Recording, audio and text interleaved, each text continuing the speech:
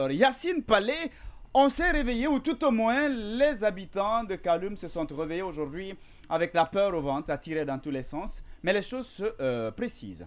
Oui, les habitants de Kaloum se sont réveillés aux environs de 3h, 4h, 4h moins 3h, ça tirait de partout, les gens se sont posé des questions.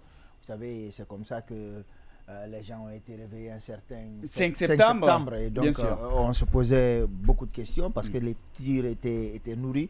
Les gens se demandaient ce qui se passe, est-ce que c'est une mutinerie, voilà, chacun s'est posé la question qui lui venait en tête et les spéculations sont montées. Mais au fur et à mesure, on a appris qu'en réalité, que ça n'a rien à voir avec les événements du 5 septembre et que ce n'est pas un nouveau 5 septembre qu'on est en train de vivre ce 4 novembre.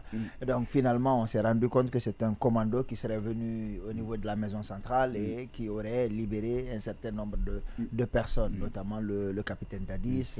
Et on va dire officiellement, ou tout au moins, les informations restent concentrées sur ces 3 personnes, mais d'autres soutiennent qu'il y a eu d'autres évadés. Oui, on parle du capitaine Dadis, on parle du colonel Claude Pivy, on parle du colonel Tchekbro qui plus tard se serait rendu.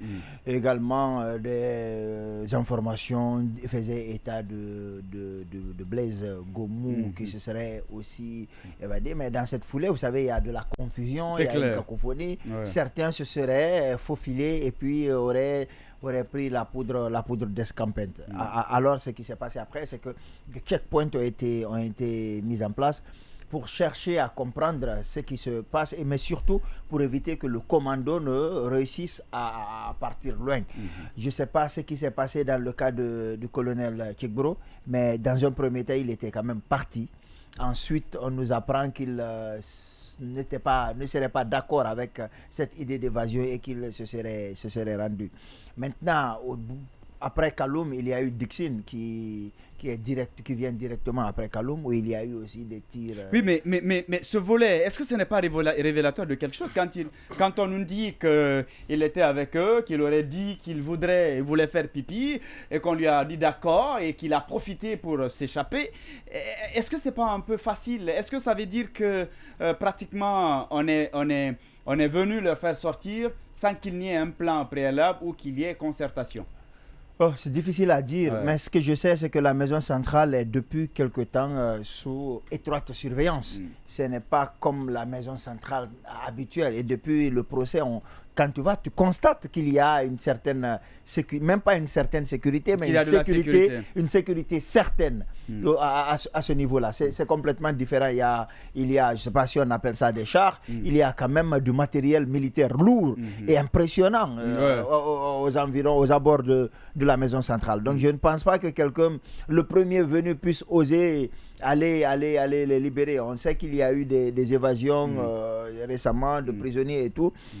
Mais ces gens-là, c'est des prisonniers, entre guillemets, VIP, qui sont sous étroite surveillance. Voilà, donc je ne pense pas que quelqu'un puisse aller comme ça, à tue-tête, aller les chercher. Mais rappelez-vous qu'à un moment donné, des rumeurs faisaient état d'un certain nombre de personnes qui seraient poursuivies et qui seraient recherchées, notamment des gens qui auraient des liens avec Pivy et tout. On a même parlé de son fils, qui était en train de se préparer pour le faire libérer. Il était recherché à l'intérieur du pays, etc. Donc, on savait qu'à un moment donné, quelqu'un peut vouloir tenter quelque chose. Sauf que cette fois-ci, voilà, les choses se sont précisées. Donc, je ne pense pas qu'il n'y ait pas véritablement de plan. C'est quand même compliqué de faire évader des gens. Même la plus petite évasion doit obéir à un certain nombre de choses. Qu'est-ce que je vais porter, qu'est-ce que je vais manger, où je vais être et comment je vais m'éloigner d'ici. Ça, c'est les questions basiques. Et d'ailleurs, ceux qui poursuivent les évadés, c'est ça. 1, il doit manger. 2, il doit se changer. 3, il doit se déplacer. Donc, ce sont les 3 choses. Donc, l'enquêteur cherche ça. Forcément, celui qui veut s'évader doit répondre à ces questions. Donc, il faut qu'ils aient des véhicules.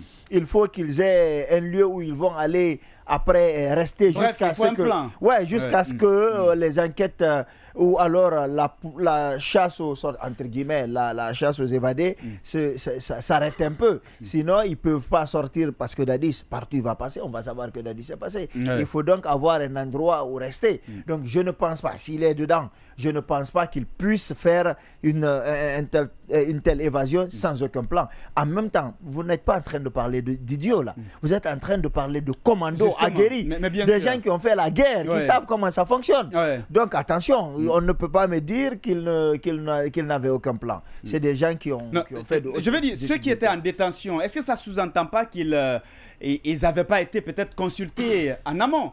Si Keboro dit qu'il n'était pas consentant, c'est quand même, je me dis, ça veut dire qu'il n'a peut-être pas été informé, managé au départ. C'est possible. Il y a deux hypothèses possibles. C'est possible que lorsqu'ils viennent, qu'ils soient venus pour une personne précise, mais en même temps, ils se disent, ça c'est nos amis, venez, allez, on va partir en même temps. C'est possible que ça se passe comme ça. Mais l'autre possibilité, c'est qu'il peut essayer de sortir. Et après, il se rend compte que ça va être compliqué de s'échapper. C'est quand même, un colonel de la gendarmerie. Il se rend compte que le dispositif qui a été mis en place un peu partout ne peut pas leur permettre de sortir. Alors, il décide de se retirer, de se rendre, parce que, attention, quand quelqu'un s'évade, c'est déjà un problème. S'il est pris, il va être jugé par rapport à ça. Il va être condamné pour cette tentative d'évasion. Et ça pourrait être aggravante. Pourquoi il s'évade s'il n'a rien à se reprocher?